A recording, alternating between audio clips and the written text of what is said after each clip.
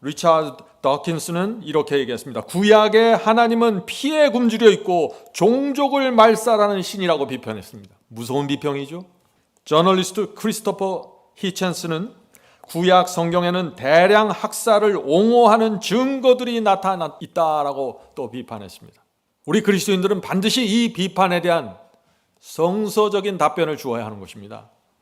성도 여러분, 구약 성경에 나오는 이 전쟁과 살인과 피와 살상의 의미를 이해하지 못하면은 우리는 하나님의 진짜 모습을 보지 못하게 됩니다.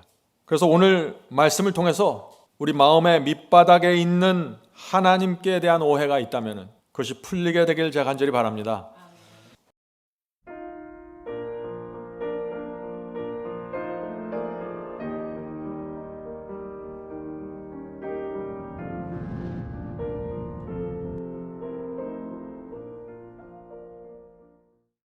오늘은 제가 이 마지막 사명을 시작하고서 가장 많이 받았던 질문 중에 하나를 좀 나누려고 합니다.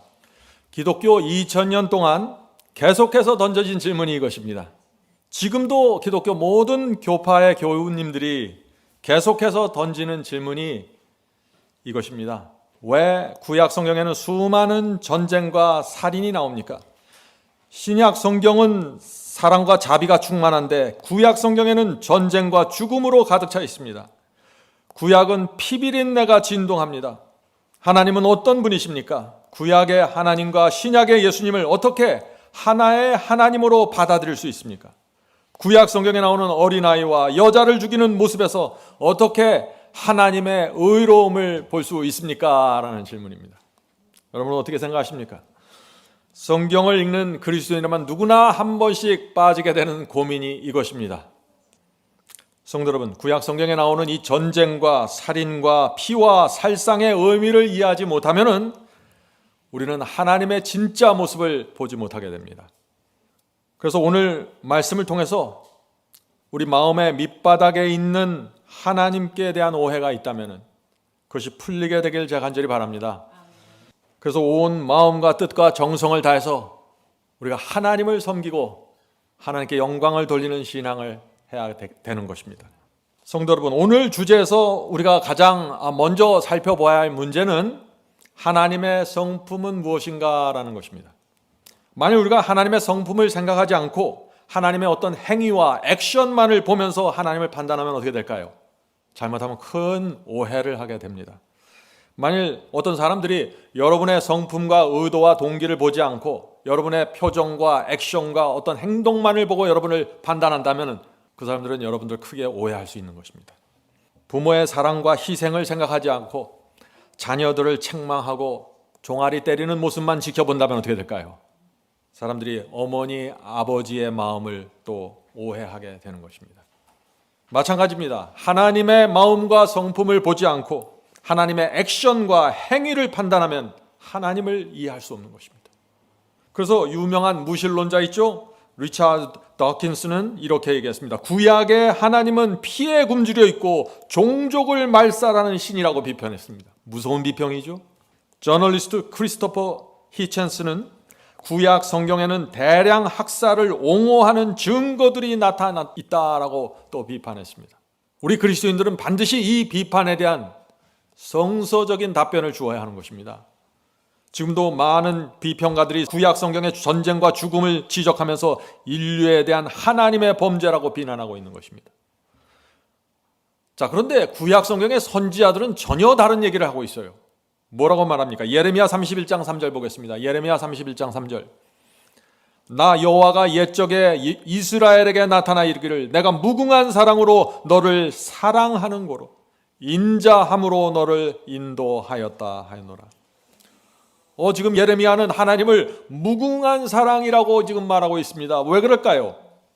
한쪽에서는 어떤 사람들은 하나님은 잔인하다고 말하고 있는데 지금 예레미야는 선지자들은 한결같이 하나님은 사랑이고 인자라고 얘기하고 있는 것입니다. 예레미야는 이 고집세고 지독하게 말 안 듣는 이스라엘 백성들을 보았던 것입니다. 하나님께서 어떻게 해서든지 그들을 구원하려고 애쓰시는데 하나님께서 종들과 선지자를 보내서 구원하려고 하는데 이 이스라엘 사람들이 말씀을 듣지 않고 목이 곧아서 계속해서 선지자와 종들을 핍박하고 죽이는 모습을 본 것입니다. 그럼에도 불구하고 하나님께서 이 수천 년 동안 한결같은 마음으로 이스라엘을 인도하고 구원하려고 애쓰는 그런 모습들을 선지자들과 당신의 종들이 보면서 하나님의 사랑을 고백하는 것입니다. 그래서 우리는 오늘 구약 성경에 나타난 하나님의 자비와 사랑이 무엇인지 봐야 되는 것입니다. 자, 하나님께서는 당신 자신의 성품에 대해서 어떻게 설명하실까요? 하나님의 설명이 중요하죠. 출애굽기 34장 6절부터 7절입니다. 출애굽기 34장 6절부터 7절. 여호와께서 그의 앞으로 지나시며 모세 앞으로 지나시며 반포하시되 여호와로다 여호와로다 자비롭고 은혜롭고. 자, 하나님께서 당신 자신의 성품을 말하는데 가장 먼저 무엇을 강조하죠? 나는 자비롭고 은혜롭다라고 지금 말하는 것입니다. 자비와 은혜가 하나님께서 가장 나타내고 싶은, 인류에게 보여주고 싶은 당신 자신의 성품입니다. 우리는 이 하나님의 마음을 이해해야 하는 것입니다. 노하기를 더디하며 인자와 진실이 맞는 하나님이로라. 인자를 천대까지 베풀며 악과 과실과 죄를 용서하나. 성도 여러분, 창세기부터 말라기까지 구약성경 전체에서 하나님께서 사람들에게 보여주고자 하는 성품이 바로 이것입니다. 자비롭고 은혜롭고 노하기를 더디하고 인자와 진실이 많은 하나님, 인자를 천대까지 베풀며 악과 과실과 죄를 용서하시는 하나님. 하나님은 이렇게 말하고 있고 선지자들도 다 한결같이 이렇게 말하고 있는데, 오늘날 그리스도인들과 비평가들은 하나님은 피를 좋아한다, 하나님은 죽이기를 좋아한다라고 말하고 있는 것입니다. 오늘 그래서 우리가 이 문제를 짚고 넘어가야 되는 것입니다. 자, 계속해서 읽어보죠. 출애굽기 34장의 말씀입니다. 형벌 받을 자는 결탄코 면죄하지 아니하고. 자, 하나님의 다른 면이 나옵니다. 아비의 악을 자녀 3, 4대까지 보응하리라. 성도 여러분, 하나님은 자비고 용서시지만 형벌 받을 자들이 있다는 것입니다.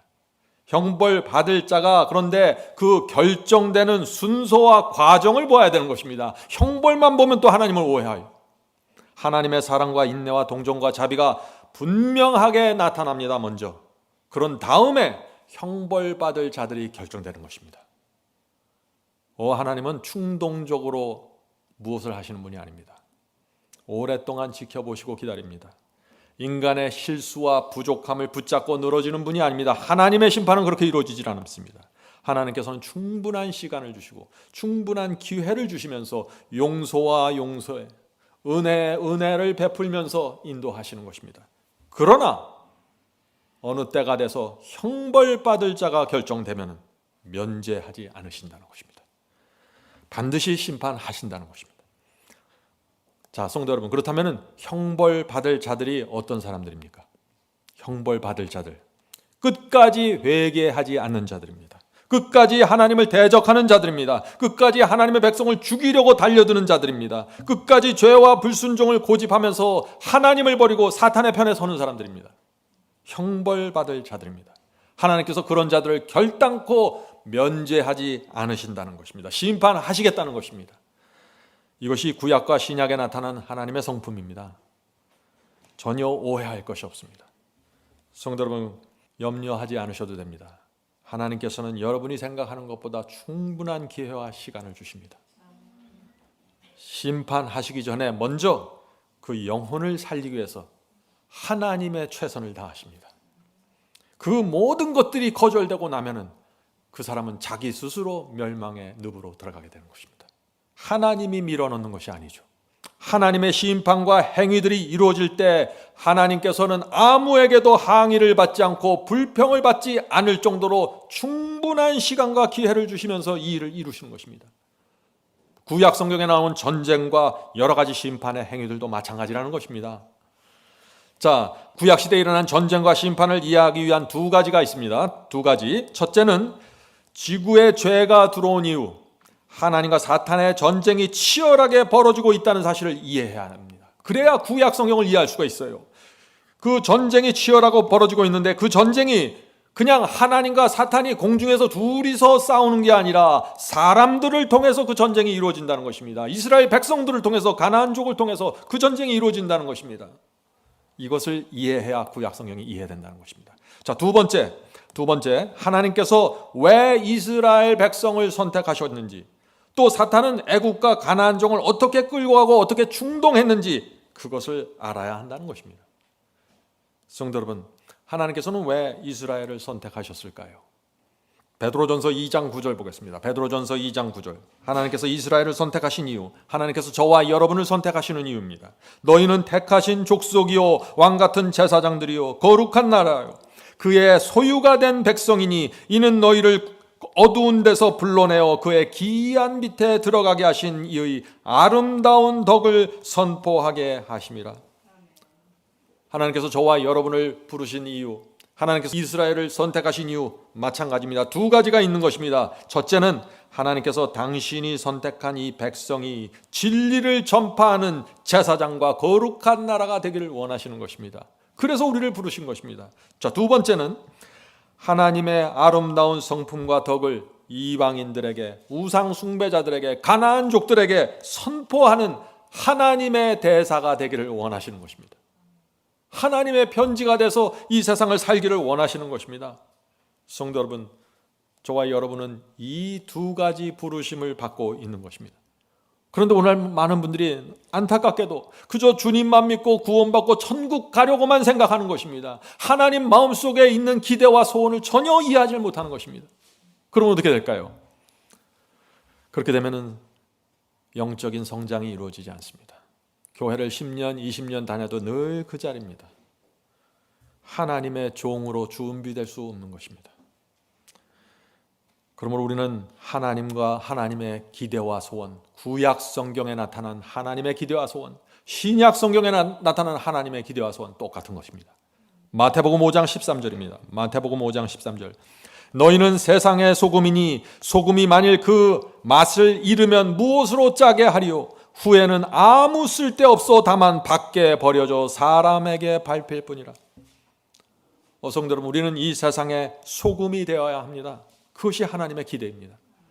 세상을 향해서 분명한 맛을 내는 백성이 되어야 하는 것입니다. 구약시대에 하나님께서는 이 이스라엘 백성이 가나안족들과 아말렉족들과 이방인들을 향해서 빛과 소금이 되기를 원하신 것입니다. 왜 그럴까요? 그래야만 이 우상 숭배자들에게 말씀과 진리가 들어갈 수 있기 때문입니다.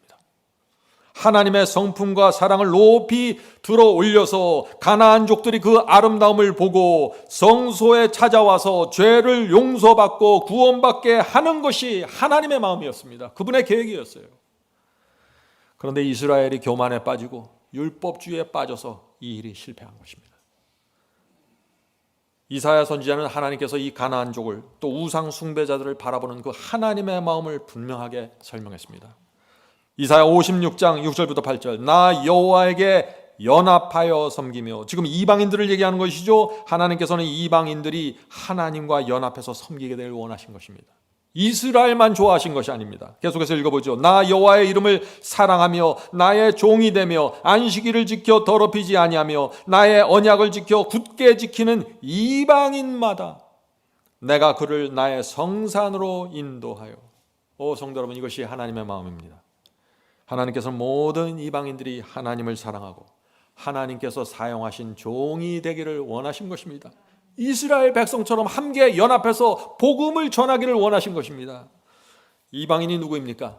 구약시대 이방인 애굽인입니다. 가나안족이고 바벨론족이고 아수르족이고 아모리족이고 여부수족입니다. 모두 우상숭배자들입니다. 하나님께서 그런 사람들을 하나님의 거룩한 산 교회로 인도하기를 원하시는 것입니다. 이스라엘과 이방인을 차별하지 않았습니다. 모두 안식으로 들어와서 구원의 언약을 맺자고 하는 것입니다. 자, 계속해서 읽겠습니다. 이사야 56장의 말씀. 기도하는 내 집에서 그들을 기쁘게 할 것이며 그들의 번제와 희생은 나의 단에서 기꺼이 받게 되리니. 자, 놀라운 말씀이죠. 이방인들이 하나님의 성전에서 번제와 희생을 드리면 하나님께서 그것을 그대로 받겠다는 것입니다. 이는 내 집은 만민의 기도하는 집이라 일컬음이 될 것임이라. 이스라엘의 쫓겨난 자를 모으시는 주 여호와가 말하노니 내가 이미 모은 본 백성 외에 또 모아. 이미 모은 본 백성 이스라엘을 말하는 것이고 또 모으는 백성은 이방인을 말하는 것입니다. 두 백성을 다 끌어모아서 그에게 속하게 하리라 하셨느니라. 성도 여러분, 구약이나 신약이나 하나님께서 사람을 대하는 기준은 똑같습니다. 구약은 가혹한 하나님이시고 신약은 자비의 하나님이 아닙니다. 같은 하나님, 같은 기준을 갖고 계십니다. 우리 하나님을 구약의 하나님과 신약의 하나님으로 분리시키지 말길 바랍니다. 하나님은 위선자가 아닙니다. 이럴 때는 이렇게 하고 저럴 때는 저렇게 하는 분이 아니에요. 항상 그림자도 없이 항상 과거나 현재와 미래 영원토록 동일한 기준을 갖고 사람들을 대하시고 사랑하고 자비를 베풀고 심판하시는 것입니다. 그래야만 피조물들이 혼돈하지 않는 것입니다. 하나님께서 악인들을 어떻게 바라보실까요? 자, 에스겔서를 보겠습니다. 에스겔서 33장 11절입니다. 하나님께서 악인들을 바라보는 시선입니다. 에스겔서 33장 11절. 너는 그들에게 말하라. 주 여호와의 말씀이니라. 나의 삶을 두고 맹세하노니 나는 하나님은 악인이 죽는 것을 기뻐하지 아니하고 악인이 그의 길에서 돌이켜 떠나 사는 것을 기뻐하노라. 이스라엘 족속아 돌이키고 돌이키라. 너희 악한 길에서 떠나라. 어찌 죽고자 하느냐 하셨다 하라. 성도 여러분, 하나님의 마음이 보이십니까? 구약 성경의 하나님의 마음입니다. 이것이 악한 길에서 떠나라고 호소하는 하나님의 눈물을 보아야 구약 성경이 이해가 되는 것입니다. 하나님의 마음은 멸망의 길을 고집하면서 가는 그 자식들을 붙잡고 붙잡는 마음이십니다. 자, 이제 오늘 말씀의 주제로 들어가겠습니다. 지금까지 하나님의 성품과 그분이 어떤 분이라는 걸 보았죠. 이제 오늘 주제로 들어갈 수 있는 것입니다. 자, 오늘 많은 사람들이 하나님께서는 이스라엘에게 가나안 땅을 주기 위해서 이방인들을 참혹하게 살해했다고 말합니다. 끔찍한 비판이죠. 하나님께서는 믿는 사람들과 믿지 않는 사람들을 구별해서 아주 참혹하게 가혹하게 차별한다고 말합니다. 큰 오해입니다. 성도 여러분, 우리가 이 질문을 먼저 보아야 되는 것입니다. 그 질문은 이것이죠. 하나님께서 왜 이스라엘에게 가나안 땅을 약속하셨는지, 이 질문에 대한 대답을 우리가 가지면은 큰 오해가 풀리게 되는 것입니다. 하나님께서 우상 숭배자들 모두 죽여버리고 씨를 말리기 위해서 이스라엘에게 가나안 땅을 주셨나요? 아니죠. 성경을 그렇게 보는 순간 하나님이 가려지게 됩니다. 하나님을 보질 못해요. 성경은 읽어도 하나님을 못 보는 것입니다. 이스라엘에게 가나안 땅을 주신 하나님의 의도와 계획이 무엇입니까? 이스라엘을 통해서 이방인들에게 하나님의 사랑과 자비의 성품을 보여주기 원하신 것입니다. 전도 계획입니다. 가나안 땅에 선교센터를 세우길 원하신 것입니다. 왜요? 인근에 있는 가나안족을 구원하기 위해서 말이죠. 가나안족은 오랫동안 사탄에게 미혹당했던 사람들입니다. 우상에 깊이 빠졌어요. 그래서 하나님께서 그 가나안족을 구원하기 위해서 가나안 땅을 약속하신 것입니다. 너희는, 내 백성은 그곳에 가서 빛을 전하라. 빛과 소금이 되라. 마지막 시대도 하나님께서 남은 무리를 향해서, 여자의 남은 자손을 향해서, 바벨론을 향해서 복음을 전하고 빛과 소금이 되라고 호소하시는 것입니다. 이것이 구약의 하나님이시고 신약의 하나님이시고 사랑이십니다. 복음을 전하기 위한 하나님의 성품입니다. 성도 여러분, 이스라엘이 가나안 땅에 들어가서 살면 어떤 일이 생길까요? 하나님께서 이스라엘 통해서 움직이기 시작하는 것입니다. 아말렉족과 여부스족과 모든 가나안족들에게 복음을 전할 수 있는 기회를 하나님께서 얻으시는 것입니다. 가나안족은 이스라엘 가까이 살게 되겠죠. 이스라엘이 가나안 땅을 얻으면은요. 그러면 이 가나안족들이 이스라엘을 통해서 이스라엘 안에 계신 하나님을 보게 되는 것입니다. 하나님께서 예배를 받으시고 복을 주시고 가난한 자와 병든 자들을 돌보시는 그 사랑의 하나님을 보게 되는 것입니다. 그리고 이스라엘 백성들이 죄를 범하고 양을 끌고 성소에 가서 죽이는 그 모습을 보면서 가나안족들의 마음에 질문이 생기는 것입니다.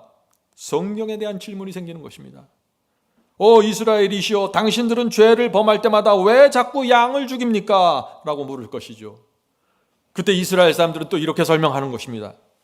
죄와 불순종은 반드시 죽음이라는 대가를 요구합니다. 그래서 우리가 양을 잡아서 죽이는 것입니다. 피를 흘리고 죽는 이 양은 장차 이 땅에 오실 하나님의 아들을 표상합니다. 메시아가 이 땅에 오셔서 모든 죄를 짊어지고 죽는 것을 표상하는 것입니다. 죄는 우리가 범했는데 하나님께서 우리 대신에 죄값을 대신 갚아주시는 것입니다.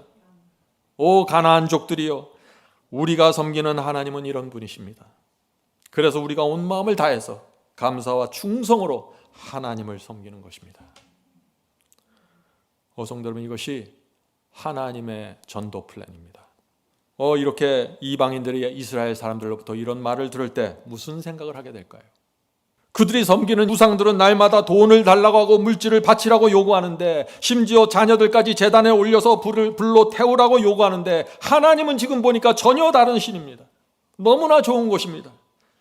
가나안족이 섬기고 있는 자신들의 우상과는 도무지 비교할 수도 없는 위대한 신, 은혜가 충만한 하나님을 보면서 그들의 마음에 성령이 역사하시는 것입니다. 하나님께 이끌리게 되는 것입니다. 그렇게 되면 어떤 일이 생길까요? 가나안족들이 우상을 버리고 하나님의 성소를 향해 나오게 되는 것입니다. 그렇게 되면 어떻게 될까요? 하나님과 사탄의 전쟁에서 하나님께서 승리하는 것입니다. 하나님께서 가나안족을 당신의 백성으로 받는 것입니다. 잃어버린 가나안족들 말이죠. 이것이 하나님의 마음입니다. 성도 여러분, 이 구약 성경에 나타난 하나님의 의도와 계획을 잃어버리면 하나님을 크게 오해하는 것입니다. 진짜 하나님을 보지 못하고 가짜 하나님을 쫓아다니게 되는 것이에요. 조심해야 됩니다. 구약의 하나님을 정확하게 보셔야 합니다. 이스라엘의 어떤 과정을 통해서 가나안 땅에 들어가서 살게 되는지 보면은 하나님의 성품이 더 분명해집니다. 오늘 많은 사람들은 하나님께서 가나안 사람들을 일방적으로 내쫓고 일방적으로 죽이고 몰살시켜서 그들의 땅을 빼앗아서 이스라엘에게 주었다고 하는 것이죠. 좋은 사람에게는 복을 주고 나쁜 사람에게는 저주하고 심판하고. 오해입니다. 큰 오해입니다. 성경을 그런 식으로 보면은 하나님을 만나지 못합니다. 성도 여러분, 이스라엘이 하나님께서 약속하신 땅으로 돌아가면 어떻게 될까요? 먼저 가나안에 사는 이방인들의 성과 마을을, 그들이 사는 마을을 통과해야 되는 것입니다. 그 건너편에 하나님께서 약속하신 땅이 있었습니다. 그래서 하나님께서는 이스라엘 사람들에게 이방인들이 사는 그 지역을 지나갈 때 절대 그들과 전쟁하지 말라고 말씀하셨습니다. 하나님은 평화의 하나님이십니다. 여러분들 성경을 읽어보세요. 구약 성경 읽어보세요. 이스라엘은 가나안족의 마을과 거주지를 통과할 때 항상 가나안족들에게 여러 번 기별을 전했습니다. 이런 식의 기별입니다. 우리는 여러분의 땅을 지나서 통과할 것입니다. 우리는 여러분의 가축과 포도원을 건드리지 않을 것입니다. 여러분의 마을을 침입하지 않을 것입니다. 우리로 하여금 여러분의 땅을 지나갈 수 있게 허락해 주십시오. 여러분 정중하게 요청했지만 가나안족은 이스라엘의 동행을 허락하지 않았습니다. 오히려 그들이 이스라엘을 공격했고 조롱했습니다. 이때 이스라엘이 어떤 이스라엘입니까? 하나님의 능력으로 바로의 군대를 무너뜨리고 홍해를 가르고 광야 40년 동안 하나님의 기적으로 살아왔던 백성이에요. 이 가나안족을 두려워할 이유가 전혀 없는 것이에요. 그런데 늘 정중하게 요구하고 부탁하는 것입니다. 하나님의 성품이 드러내는 것입니다. 여호와의 백성이 힘 한 번 쓰지 못하고 거절당하고 힘없이 쫓겨나는 수모를 당했습니다. 약속의 땅으로 가는 그 앞길이 막혔습니다. 이때 하나님께서 어떻게 하셔야 될까요? 성도 여러분, 하나님께서는 이 이스라엘이 가나안 땅으로 들어갈 때 두 가지를 생각하는 것입니다. 두 가지.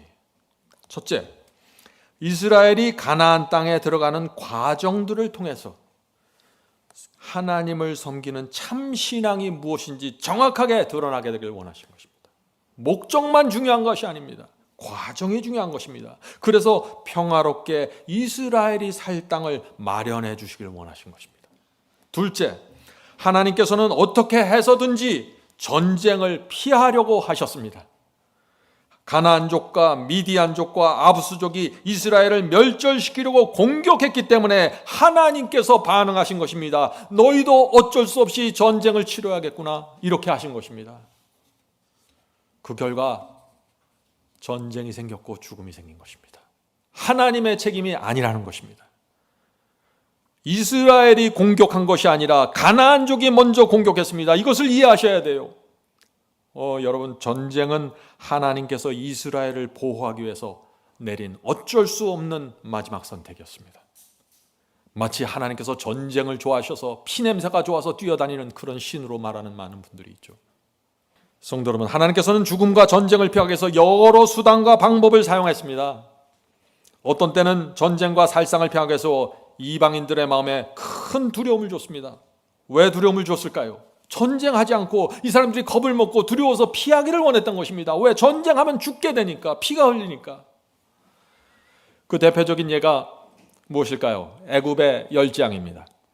하나님께서 애굽의 열재앙을 내리셨습니다. 하나님의 의도와 목적이 무엇일까요? 많은 사람들이 열재앙을 지적하면서 뭐라고 말하나요? 하나님께서는 잔인하십니다. 이스라엘만 편애하고 애굽 사람들 가차없이 죽이셨습니다. 괴롭혔습니다. 어떻게 그럴 수가 있습니까? 정말 그럴까요? 오해입니다. 성도 여러분, 성경에서 이 재앙이나 형벌의 장면을 볼 때 반드시 놓치지 말아야 할 것이 있는데 거기까지 오는 과정을 봐야 된다는 것입니다. 형벌만 심판만 보고 놀라면 안 되는 것입니다. 하나님께서 어떤 기회를 주시고 얼마나 오랫동안 참아오셨는지, 얼마나 많은 시간을 주셨는지 보아야 하는 것입니다.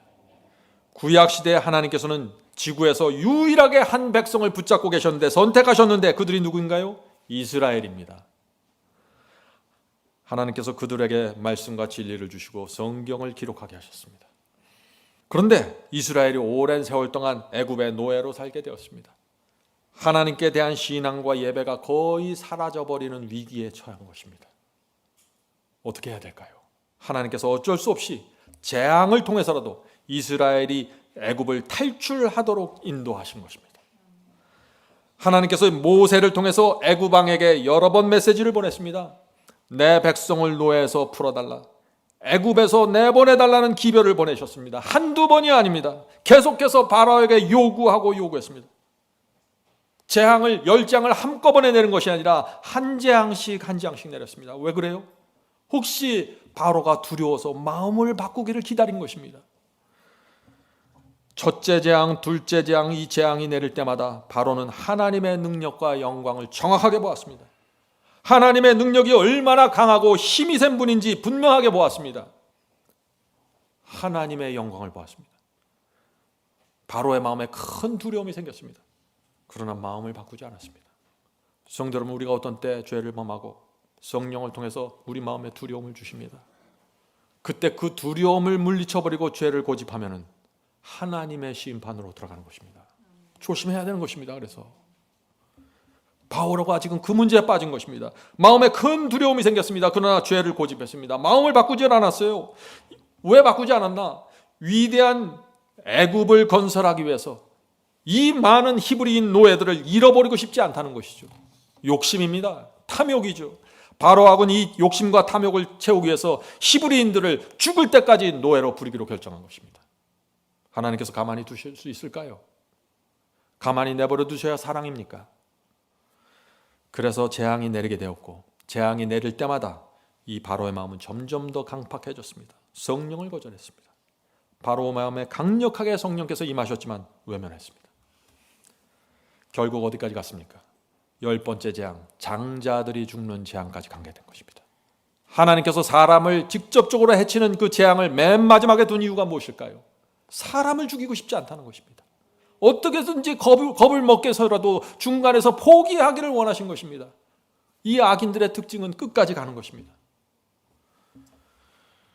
그래서 바로가 10번째 재앙, 장자가 죽는 재앙까지 갔어요. 모든 것은 그의 욕심이고 자존심이고 이기심 때문에 생긴 결과입니다. 하나님의 책임이 아닙니다. 자기 스스로 멸망의 늪으로 들어간 것입니다. 성도 여러분, 하나님의 마음을 이해하시길 바랍니다. 하나님께서 왜 두려움을 주셨습니까? 살상과 죽음을 피하기를 원하신 것입니다. 우리가 이런 하나님의 마음을 안다면 하나님 앞에 나아가 굴복하게 되는 것이죠. 자, 그런데 바로는 거기서 끝나지 않았어요. 이스라엘 백성을 떠나게 하는 듯 하다가 다시 마음이 강팍해져서 군대를 보내서 이스라엘을 추격했습니다. 하나님께서 어떻게 해야 하실까요? 출애굽기 14장 14절입니다. 출애굽기 14장 14절. 바로의 군대들이 쫓아오는데 지금 하나님께서 이 말씀을 하시는 것입니다. 여호와께서 너희를 위하여 싸우시리니 너희는 가만히 있을지어다.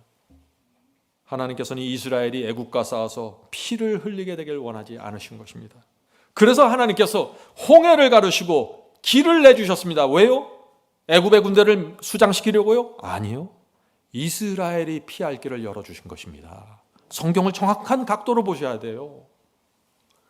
하나님께서 홍해를 가르시고 이스라엘에게 피할 길을 열어주신 것입니다. 자, 그런데 어떻게 되었나요? 이 바로의 군대는, 강팍한 군대들은 어떻게 됐습니까? 홍해가 갈라지는 하나님의 엄청난 기적이, 이적이 생겼는데 이스라엘을 바닷속까지 따라서 죽이려고 하는 것입니다. 하나님께서 이 바로의 군대가 더 이상 쫓아오지 않고 포기할 것을 원하셔서 그 엄청난 홍해 바다가 갈라지는 기적을 보여주셨는데 통하지 않았습니다. 그래서 참혹한 죽음이 생긴 것입니다. 바로의 군대가 전멸을 했습니다. 누가 감히 하나님께 책임을 물을까요? 누구의 책임입니까, 이것이? 하나님의 책임이 아닙니다. 하나님께서는 애굽의 군대를 죽이기 위해서 홍해를 가르신 것이 아니라는 것입니다. 이스라엘을 구하기 위해서 홍해에 길을 내주신 것입니다. 그런데 악인들이 끝까지 전쟁을 고집했기 때문에 멸망당하게 된 것이죠. 누구의 책임입니까? 그들 스스로의 선택이고 결정이었습니다. 성도 여러분, 이제 여러분의 마음에 또 우리의 마음에 있는 하나님에 대한 오해를 풀으셔야 합니다. 자, 구약 성경에 나오는 이 재앙과 전쟁을 볼 때 우리가 반드시 기억해야 될 것이 있는데 그것이 무엇일까요? 그것은 하나님과 사탄의 전쟁입니다. 하늘에서 하나님과 사탄의 전쟁이 시작되었습니다. 그 전쟁은 지구로 옮겨졌습니다. 에덴 동산으로 옮겨졌어요. 그때부터 사단은 끊임없이 이 이방인들과 우상 숭배자들을 만들어내고 그들을 자극해서 하나님의 백성을 죽이고 멸절시키려고 하는 것입니다. 이스라엘을 극심한 가난으로 몰아가고 노역을 시켜서 이스라엘의 진리와 신앙을 포기하도록 만들려고 했던 것이 사탄입니다. 성도 여러분, 사탄의 궁극적인 목적은요, 그냥 단순히 괴롭히는 게 아니에요. 지구에서 이 진리를 붙잡고 있는 하나님의 백성, 남은 무리를 완전히 제거하는 것입니다. 구약시대나 지금이나 사탄의 목적은 변하지 않습니다. 그래서 마지막 환란 때 짐승의 표 환란이 오는 것입니다. 이 사탄이 마지막 환란 때 짐승의 요구를 따르지 않으면 어떻게 돼요? 매매하지 못하게 하는 것입니다. 왜요? 신앙을 포기하기를 원하는 것입니다. 그리고 그 짐승의 표를 끝까지 받지 않으면 어떻게 해요? 누구든지 죽인다고 말하고 있는 것입니다. 왜요? 하나님의 백성을 완전히 멸절시키길 원하는 것입니다. 짐승의 표를 받든지 거절하든지를 통해서 하나님의 백성이 누구인지, 충성스러운 성도들이 누구인지 골라내고 그들을 죽이겠다는 것입니다. 사탄의 플랜은 변함이 없습니다. 성도 여러분, 사탄이 하나님의 백성을 멸절시키려고 할 때 하나님이 가만히 계셔야 할까요? 그때 가만히 계셔야 사랑인가요? 그런 분들이 은혜인가요? 아니죠. 사탄이 움직이고 공격할 때 하나님께서도 움직이셔야 합니다. 그렇게 하지 않으면 하나님의 백성이 사라집니다. 이 땅에서 진리가 사라집니다. 그래서 마지막 환란 때에도 반드시 하나님께서 당신의 백성을 보호하실 수밖에 없는 것입니다. 그때 하나님의 능력과 영광이 크게 나타날 것입니다. 환란이 크기 때문에 하나님의 능력도 크게 나타날 수밖에 없는 것입니다. 자, 이제 다시 우리 이스라엘에게 가나안 땅을 주는 그 문제로 돌아가 보죠. 앞에서 말씀드렸죠. 이스라엘은 가나안 쪽에게 계속해서 메시지를 보냈습니다. 부탁을 했습니다. 우리는 여러분의 재산과 가축을 건드리지 않을 것입니다. 우리로 하여금 당신들의 땅을 지나갈 수 있도록, 통과할 수 있도록 허락해 주십시오라고 기별을 보냈습니다. 그런데 가나안족은 거절했습니다. 이런 상황에서 하나님께서 어떻게 하셔야 할까요? 하나님은요, 우리의 상상을 초월하는 수단을 사용하세요. 누구를 사용했을까요? 벌떼를 사용했어요. 벌떼. 하나님께서 가나안족들에게 벌떼를 보냈습니다. 왜 벌떼를 보내셨나요? 죽음과 전쟁을 피하기 원하신 것입니다. 상상이 되십니까? 우주를 지배하는 하나님께서 이 벌레보다 못한 사람들과의 그 전쟁을 피하기 위해서 벌떼를 보내주신 것입니다. 그들을 두렵게 만들길 원한 것입니다. 벌떼를 피해서 쫓겨가면은 그 길로 이 이스라엘 백성을 통과하도록 하길 원하신 것입니다. 참 우리가 보면 참 왜 하나님께서 이렇게 연약한 방법을 사용했을까? 참 그렇죠. 좀 더 강한 방법은 없나? 하나님은 그런 하나님이십니다. 구약의 하나님입니다. 하나님을 오해하지 마세요. 평화를 사랑하는 하나님, 은혜와 자비가 충만한 하나님입니다. 이 하나님을 놓치면 구약 성경은 읽을 수 없는 것입니다. 신명기 7장 20절 22절 보겠습니다. 네 하나님 여호와께서 또 왕벌을 그들 중에 보내어 그들의 남은 자와 너를 피하여 숨은 자들을 멸하시리니 너는 그들을 두려워 말라. 무슨 뜻입니까? 어떤 분들은 또 이걸 이렇게 해석해요. 하나님께서 왕벌떼를 통해서 가나안족을 멸망시키려고 했다. 하나님은 무서운 분이다. 아니 어떻게 벌떼로 가나안족 속 그 수십만 대군을 멸절시켜요? 그것이 아니죠. 벌떼를 보냈다는 것은 그들을 두렵게 만들었다는 뜻입니다. 하나님께서 이렇게 말씀하시는 것입니다. 그래서 이스라엘아 걱정하지 마라. 내가 가나안족을 두렵게 해서 너희를 보호할 것이야. 내가 약속한 땅으로 갈 수 있도록 벌떼를 통해서 내가 길을 열어주겠어. 너희는 손에 피를 묻히지 마라. 전쟁하지 마라. 성도 여러분, 하나님의 목적은 이스라엘이 살 수 있는 땅을 주시는 것이지 가나안족을 멸망시키고 그런 것이 아니에요. 오해하면 안 돼요, 그거를. 계속해서 말씀 읽겠습니다. 신명기 7장의 말씀이죠. 너희 하나님 여호와 곧 크고 두려운 하나님이 너희 중에 계심이니라. 내 하나님 여호와께서 이 민족들을 내 앞에서 점점 쫓아내시리니 너는 그들을 급히 멸하지 말라. 하나님의 성품이 다시 나타납니다. 하나님께서는 그들을 점점 쫓아내시겠다고요. 갑자기 아닙니다. 그리고 이스라엘에게 너희는 그들을 급히 멸하지 말라라고 말씀하신 것입니다. 하나님의 성품입니다. 이스라엘이 급하게 가나안족과 싸우려고 달려드는 것을 원하지 않으셨어요. 하나님의 계획은 그것이 아닙니다. 가능하면 전쟁을 피하고 그들의 마음에 단지 두려움과 겁을 줘서 피하게 만들길 원한 것입니다. 출애굽기 23장 28절입니다. 출애굽기 23장 28절. 내가 왕벌을 내 앞에 보내리니 그 벌이 히위 족속과 가나안 족속과 헷 족속을 내 앞에서 쫓아내리라. 성도 여러분, 하나님의 목적과 계획과 의도와 마음이 무엇인지 보이십니까? 히위 족속과 가나안 족과 헷 족속을 죽이고 싶은 것이 아니에요. 두려움을 줘서 전쟁과 피를 피하길 원하신 것입니다. 그런데 오늘날 비평가들이 어떻게 말합니까?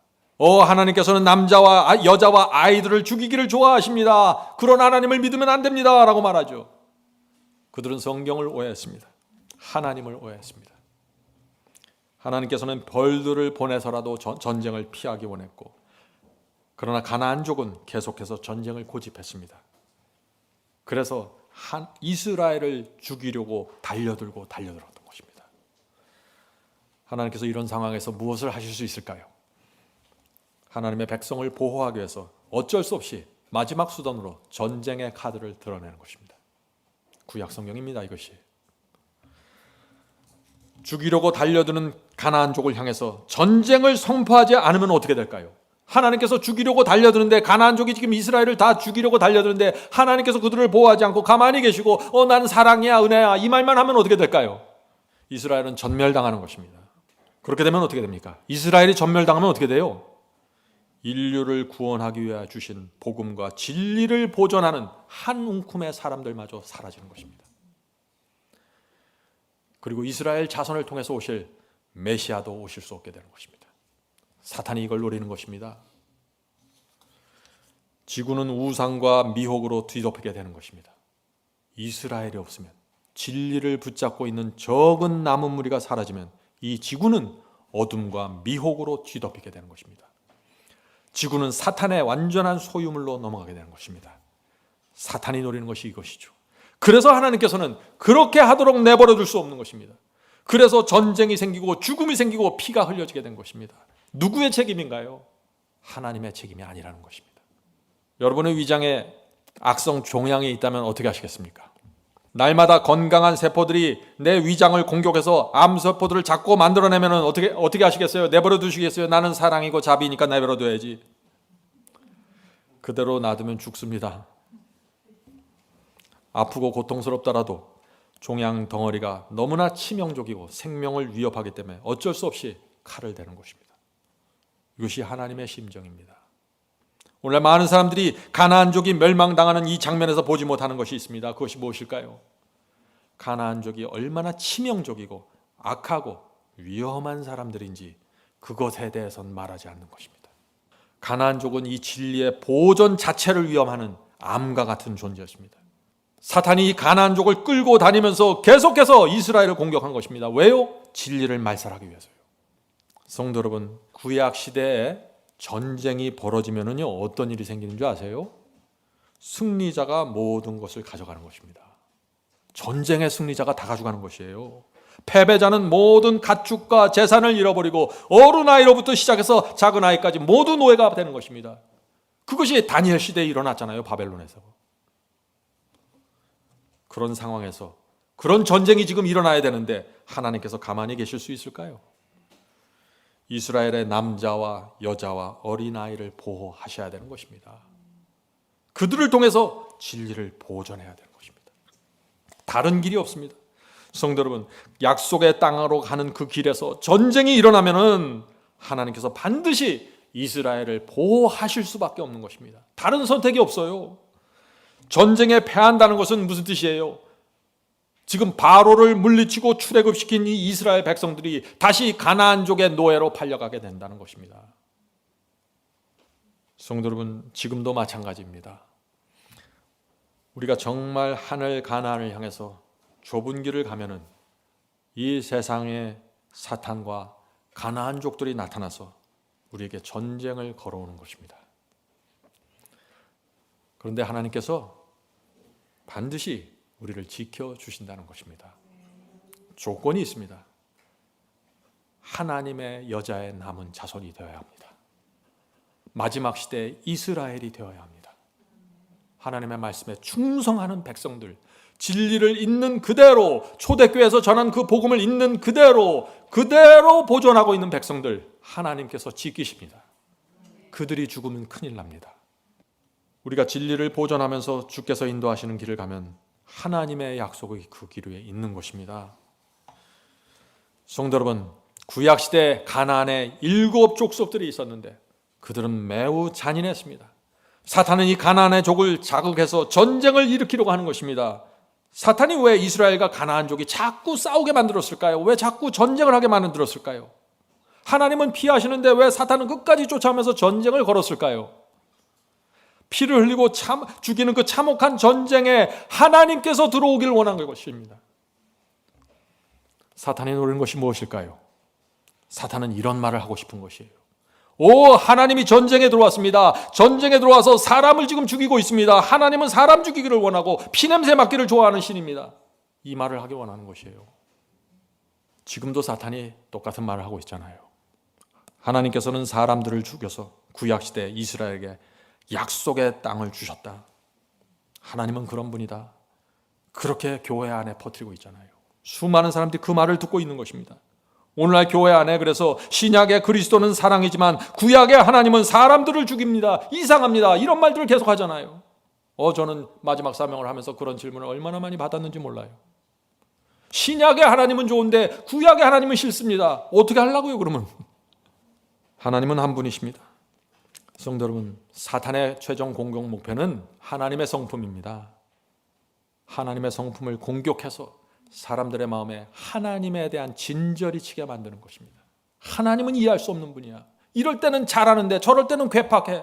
이해할 수 없어. 성도 여러분, 이제 하나님께 대한 오해를 내려놓으셔야 됩니다. 저와 여러분이라도 하나님의 억울함을 풀어드립시다. 자, 이제 가나안족의 성품과 문화를 살펴보겠습니다. 그들은 매우 공격적이고 잔인했습니다. 그들은 정욕적이고 어린 자녀들을 우상의 제물로 바치는 사람들이었어요. 자녀들을 제물로 바쳐요. 그들의 죄악은 상상할 수 있는 선 너머로 넘어가 버렸습니다. 그들은 어렸을 때부터 성관계를 가졌고 문란했고 그러나 그들은 이스라엘 백성에 대해서는 하나님에 대해서는 잘 알고 있었습니다. 그러나 거절했습니다. 성도 여러분, 하나님께서 이스라엘을 어떻게 보호하셔야 될까요?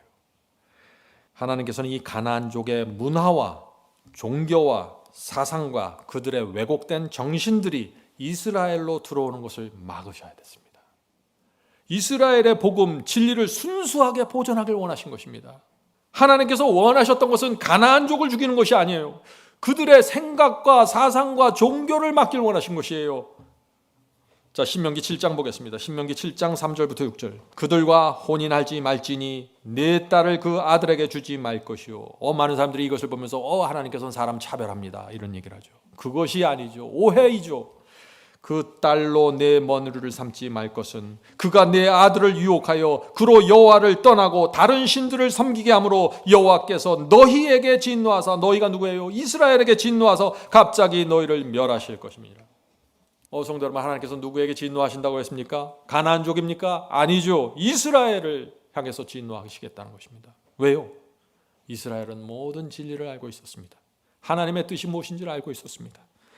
이스라엘은 성소를 갖고 있었고 십계명을 가지고 있었고 진리의 빛을 갖고 있었던 백성입니다. 그런데 그들은 이 가나안족이 얼마나 잔인하고 무서운 우상 숭배고 그들의 사상이 얼마나 두려운 것인지 알고 있었습니다. 그럼에도 불구하고 이스라엘이 그들과 결혼하기를 원했고 그들의 신앙과 사상을 받아들이면 하나님께서 멸하시겠다는 것입니다.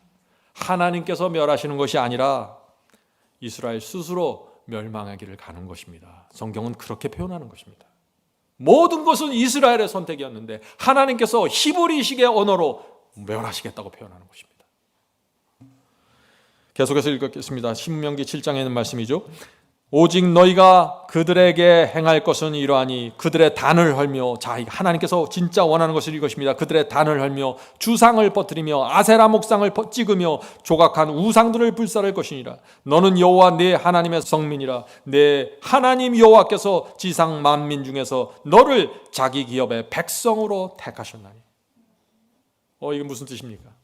하나님께서 말씀하시는 것입니다. 나는 너희들을 택했지 않니? 오래전부터 너희를 인도하고 있지 않니? 너희들에게 모든 것을 걸어서 나는 진리까지 다 주고. 그런데 너희들이 이렇게 하면 어떡하냐? 가나안족을 죽이고 멸망시키려고 하는 것이 아닙니다. 이스라엘 족속을 멸망시키려고 하는 것도 아니에요. 이스라엘에게 복수하겠다는 것도 아니에요. 부탁하시는 것입니다. 호소하시는 것입니다. 그들의 우상과 가나안족의 우상을 찍어버려라. 그들의 종교를 배척해라. 이스라엘의 진리가 오염되면 안 되는 거야. 너희들이 멸망당해. 그렇게 하면은. 하나님의 마음을 이해하셔야 됩니다. 그래야 성경이 보이는 것입니다. 신명기 12장 보겠습니다. 신명기 12장 2절부터 3절. 신명기 12장 2절부터 3절. 너희가 쫓아낼 민족들이, 자, 가나안족을 말하는 것이죠. 너희가 쫓아낼 가나안족들이 그 신들을 섬기는 것은 높은 산이든지 작은 산이든지 푸른 나무 아래든지 물론하고 그 모든 것을 너희가 마땅히 파멸하며. 또 여기서 사람들이 말하는 거예요. 하나님은 파멸을 좋아하는 분이라고. 자, 말씀을 잘 보세요. 무슨 뜻인가? 그 단을 헐며, 파멸하는 게 뭐예요? 사람을 죽이려는 것이 아니라 우상의 단을 헐며 아세라상을 불사르고 또 조각한 신상들을 찍어서 그 이름을 그곳에서 멸하라. 성도 여러분, 가나안족에 대한 하나님의 마음이 무엇입니까? 종족을 멸절시키는 것이 아니에요. 우상을 깨트리고 아세라상을 불태우고 우상을 없애서 그들이 구원받고 너희도 구원받게 하는 것이 내 마음이야. 그렇게 지금 말씀하시는 것이에요. 하나님께서는 이 사탄의 전략을 꿰뚫어 보셨습니다. 사탄이 원하는 대로 내버려 두면은 가나안족의 우상 숭배, 그들의 정신과 문화가 이스라엘로 들어오게 될 것을 아셨습니다. 그렇게 되면 어떤 일이 생길 것을 아셨습니다. 그런데 하나님의 염려대로, 하나님께서 보신 대로 그런 일이 생겼습니다. 이스라엘 자녀들이 이방인들과 결혼했고 우상 숭배가 이스라엘 안으로 깊이 들어왔습니다. 이스라엘 안에서 엄청난 배도가 일어났습니다. 진리가 무너졌어요. 제사장들과 유대교회 지도자들이 하나님께서 파송하신 종들과 선지자들을 계속해서 매질하고 죽였습니다. 사탄의 전략이 먹혀 들어간 것입니다. 수많은 이스라엘 사람들이 멸망으로 들어갔어요. 하나님의 마음이 얼마나 아프셨을까요? 사탄이 노리는 것을 하나님께서 너무나 잘 아시는 것입니다. 그래서 이 가나안족의 감화력이 들어오는 것을 막으려고 하신 것입니다. 성도 여러분, 이것이 하나님의 문제입니까? 아니면 하나님의 보호인가요? 하나님께서는 성도들을 보호해서 구원하길 원하시는 것입니다. 한 사람이라도 더 구원해서 하늘로 데려가기 위해서, 이 사탄의 먹잇감이 되지 않기 위해서 최선을 다해 보호하신 것입니다. 그것이 구약 성경의 이야기입니다. 성도 여러분, 성경을 정확하게 보지 않으면 하나님께서는 피와 죽음을 좋아한다는 사탄의 거짓말에 넘어가게 됩니다. 하나님을 불신하게 되는 것입니다. 조심하세요. 하나님께서 가나안족을 향해서 가신 최고의 목표가 무엇입니까? 그들을 멸절하는 거예요? 그들을 핍박하는 것입니까? 아니죠. 그들을 구원하시는 것입니다. 하나님의 목표는 전도였습니다. 자, 하나님께서 이 악인들을 대하는 마음이 무엇일까요? 에스겔서 18장 31절 31절 보겠습니다. 오늘 우리는 하나님의 마음을 이해하셔야 돼요. 하나님이 어떤 마음을 갖고 계신 분인지. 에스겔서 18장 31절 32절. 너희는 범한 모든 죄악을 버리고 마음과 영을 새롭게 할지라도. 하나님께서 원하시는 것이 뭐예요? 악을 버리고 마음과 영이 새롭게 되기를 원하시는 것입니다. 구약시대만 이렇게 하면 구원받나요? 구약시대나 또 신약시대나 구원의 조건은 똑같은 것입니다. 마음이 새롭게 되는 것입니다. 계속해서 읽겠습니다. 이스라엘 족속아, 너희가 어찌하여 죽고자 하느냐? 너 주 여호와가 말하노라. 죽는 자의 죽는 것은 내가 기뻐하지 아니하노니 너희는 스스로 돌이키고 살지니라. 이것이 구약 성경이 말하는 하나님의 마음입니다. 사는 것이 하나님의 소원입니다. 하나님께서는 결코 사람이 죽는 걸 원치 않습니다. 아무리 악한 사람일지라도 돌이켜서 오기만 하면 살려주시겠다는 것입니다. 성도 여러분, 하나님께서 이 가나안족을 멸망시키는 이 역사의 장면에서 우리가 빠뜨리지 말고 보아야 될 중요한 문제가 있습니다. 자, 그것이 무엇일까요? 그것은 하나님께서 아브라함에게 주신 예언입니다. 400년의 예언이죠. 창세기 15장 13절부터 16절입니다. 창세기 15장 13절부터 16절. 여호와께서 아브라함에게 이르시되 너는 정령이 알라. 내 자손이 이방에서 객이 되어 그들을 섬기겠고, 그들은 이방인들이죠. 가나안족을 말하는 것입니다. 애굽을 말하는 것이에요. 그들은 400년 동안 내 자손을 괴롭게 하리니 그 섬기는 나라를 내가 징치할 것이며 그 후에 내 자손이 큰 재물을 입고 나오리라. 400년 후에는 이스라엘이 출애굽할 때 많은 재물을 갖고 나올 것이라고 지금 알려주시는 것입니다. 이 예언이 정확하게 성취되었죠. 요셉의 때부터 야곱의 12아들은 애굽에서 체류하게 되었습니다. 여러분들은 그 이야기를 잘 아실 것입니다. 그러나 결국 그들이 노예로 전락되었습니다. 아브라함 때부터 그래서 전체 기간이 400년이 흘러가는 것입니다. 그때 400년이 흘러가면서 그때 하나님께서 이스라엘을 애굽에서 구출하신다는 것입니다. 자, 계속해서 16절 보겠습니다. 네 자손은 4대 만에 이 땅으로 돌아오리니 4대 만에 다시 하나님께서 약속하신 땅으로 돌아오리니 이는 아모리족의 가나안족을 말하는 것이죠. 아모리족 속의 죄악이 아직 관영치 아니함이니라. 이 말씀이 무슨 뜻입니까? 가나안족은 400년이라는 긴 시간 동안 이스라엘과 가까이서 멀리서 직접적으로 간접적으로 접촉한다는 것입니다. 길게 보면서 지금 하나님과 사탄의 전쟁에 들어가는 것입니다. 그 400년의 기간이 그러나 다 지나가 버리면은 그때가 되면은 아모리족과 가나안족의 죄가 잔이 가득 차게 된다는 것입니다. 무슨 뜻인가요? 가나안족의 죄의 잔이 채워질 때 가나안족에 주신 은혜의 시간이 끝나게 된다는 것입니다. 그때까지는 하나님께서 누구도 포기하지 않고 계속해서 하나님의 백성을 심지어 노예를 만들어서라도 그들 옆에 두시겠다는 것입니다. 사람이 이런 하나님의 마음을 이해할 수 있을까요? 성도 여러분, 가나안족은 이스라엘의 하나님에 대해서 아주 잘 알고 있었습니다. 하나님께서 애굽에 내리신 10장에 대한 이야기도 다 들었던 사람들입니다. 홍해를 통해서 놀라운 기적이 일어났고 그 당시 최고의 대제국이었던 애굽의 군대가 멸망당한 것도 알았습니다. 하나님의 능력을 정확하게 보았습니다. 광야에서 40년 동안 하나님께서 수백만 명을 인도하시면서 그들을 만나로 먹이신 일을 보았습니다. 바위에서 물이 터지게 해서 그들을 먹이신 것을 알았습니다.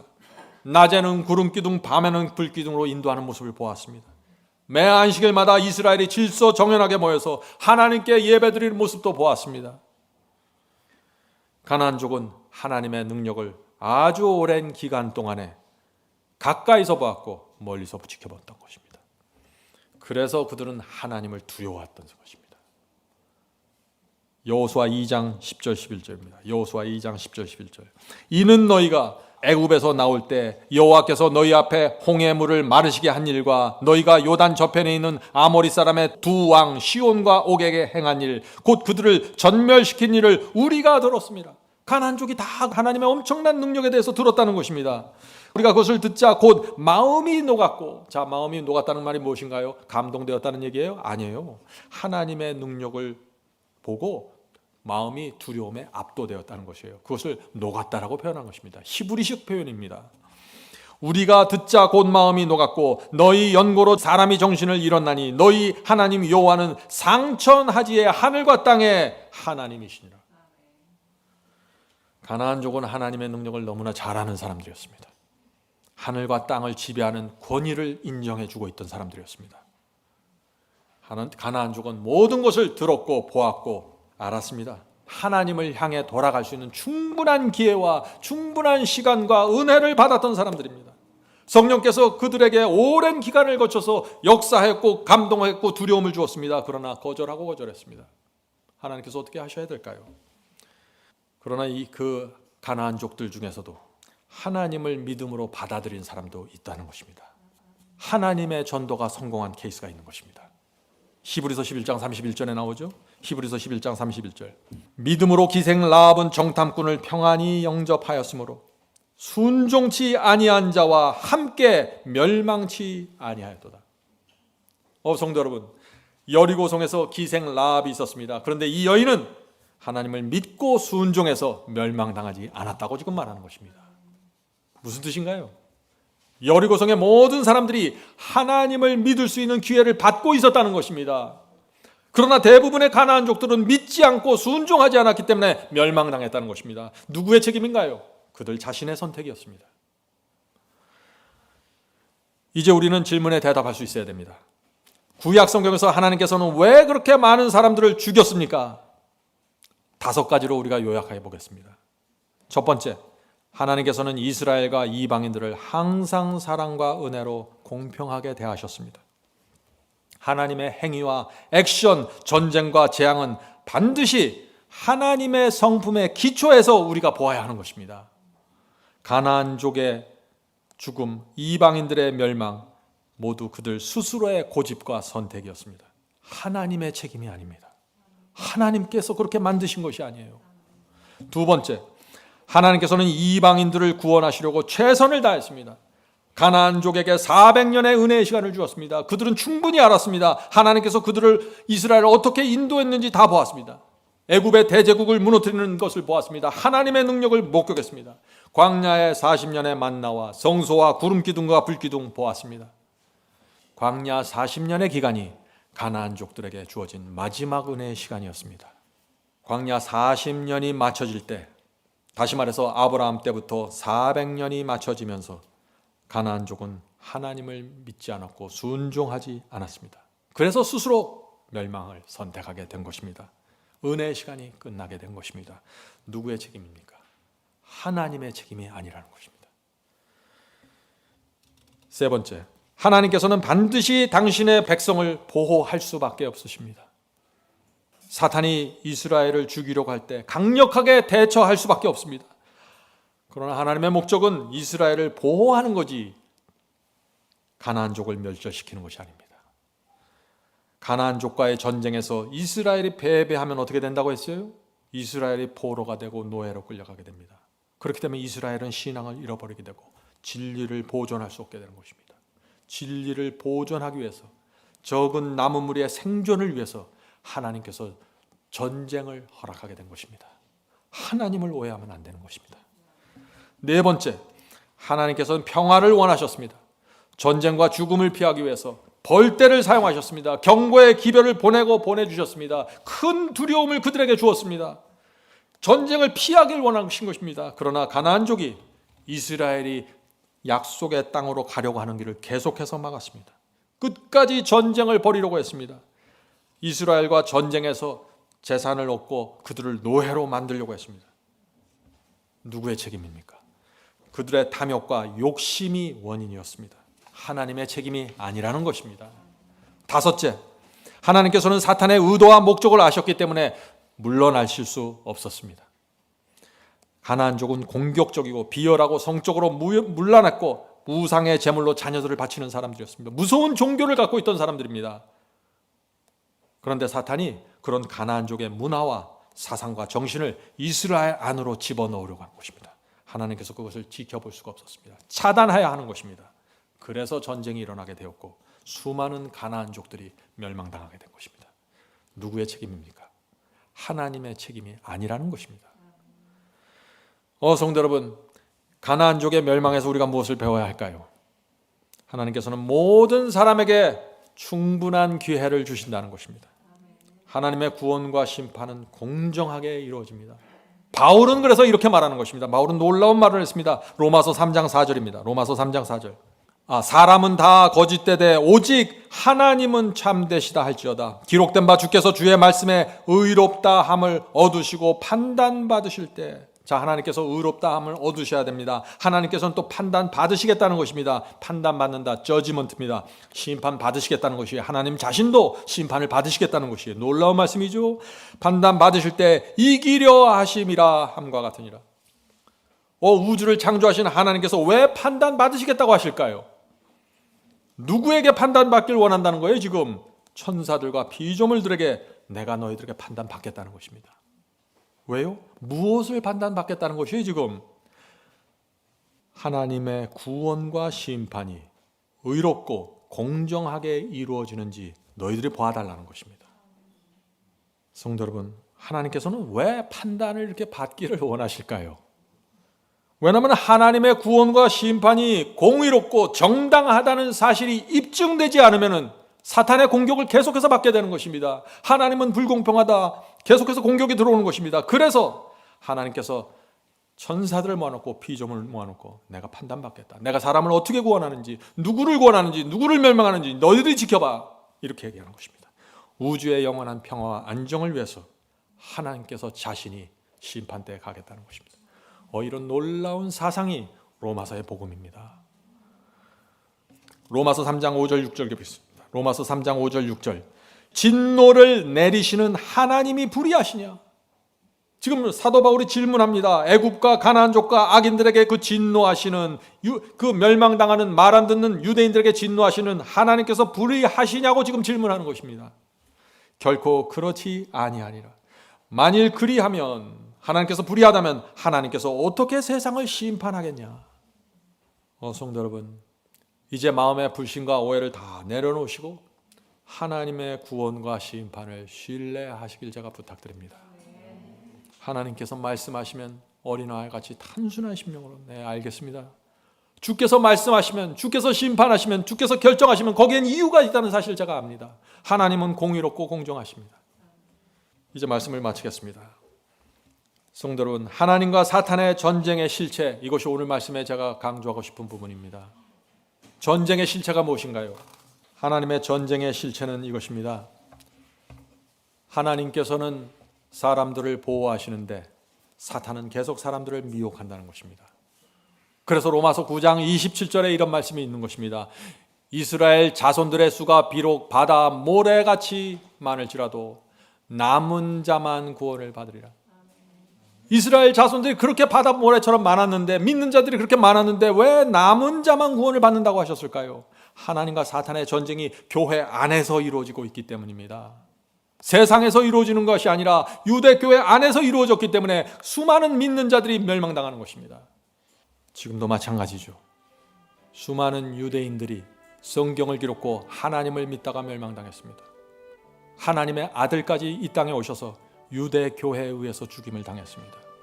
12제자 중에 11제자가 순교당했습니다. 중세기 1000년 동안 5천만 내지 8천만 명의 성도들이 교회에 의해서 사륙당했습니다. 기독교입니다. 중세기 1000년 동안 수많은 진리들이 무너졌고 결국 십계명까지 무너지게 되었습니다. 하나님과 사탄의 전쟁입니다. 그 전쟁이 지금도 교회 안에서 이루어지고 있다는 것입니다. 이것을 우리가 정확히 보아야만 하나님의 편에 정확하게 설 수 있는 것입니다. 이것을 보지 못하면 나는 하나님의 편에 있다고 생각하는데 사실 사탄의 편에 서 있게 되는 것입니다. 이것이 성경의 역사이고, 이것이 기독교의 역사이고, 이것이 하나님과 사탄의 전쟁의 실체입니다. 성도 여러분, 진리를 정확하게 보시길 바랍니다. 이제 하나님에 대한 오해를 내려놓으시고 저와 여러분이라도 하나님의 오해를, 억울함을 풀어드리게 되길 간절히 바랍니다.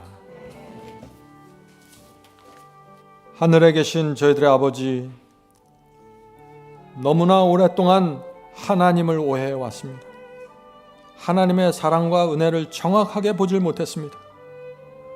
이제라도 저희의 눈을 열어주셔서 말씀과 성령을 통해서 하나님을 올바로 볼 수 있도록 도와주시옵소서. 그래서 저희가 온 마음을 다해서 아무런 마음의 그늘 없이 하나님을 섬길 수 있도록 도와주시옵소서. 가나안족과 아모리족과 바로까지도 구원하려고 애쓰셨던 하나님이시여, 저희를 구원해 주시옵소서. 남은 저희의 생애 기간 동안에 저희가 기쁨과 감사함으로 충성으로 주님을 섬기길 원합니다. 도와주시고 인도해 주시옵소서. 저희의 눈을 열어주셔서 지금 이 시대에 펼쳐지고 있는 하나님과 사탄의 전쟁을 보게 해 주시옵소서. 그래서 저희가 하나님의 편에 정확하게 설 수 있도록 도와주시옵소서. 진리의 편에 정확하게 서기를 원합니다. 주여, 저희의 마음을 열어주시고 하나님의 말씀을 저희 마음에 펼쳐주시옵소서. 예수 그리스도의 이름으로 간절하게 기도드립니다. 아멘.